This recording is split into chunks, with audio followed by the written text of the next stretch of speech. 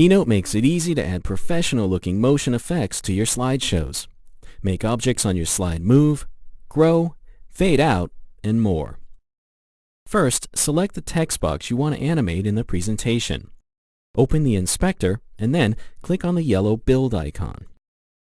Make sure that the Build-In tab is selected. Next, select the Effect pop-up menu to determine how you want your text to appear on your slide. We'll choose Move In. Instead of having the text appear all at once, we'll choose By Bullet so that each line appears on the slide one at a time. You can make objects move off the screen just as easily.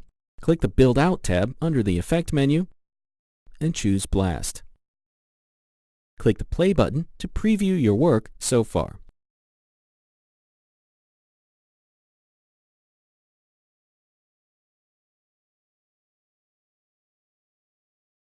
You can create more complex builds too.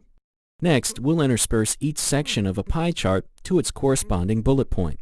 Select this box to separate out the timing for each bullet point.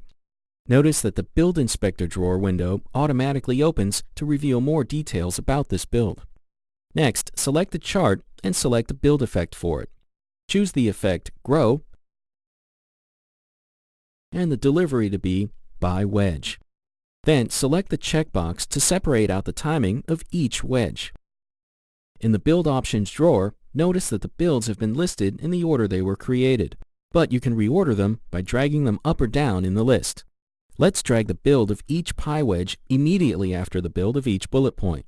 This way, the bullet points will correspond with each wedge of the pie chart as it grows.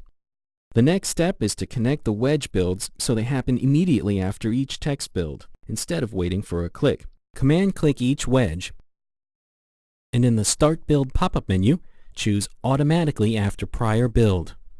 To play the slideshow, click on the Play button. You'll see how each bullet point corresponds to the wedge that is being built in the presentation. Keynote gives you lots of tools and options that make it easy to create dynamic presentations.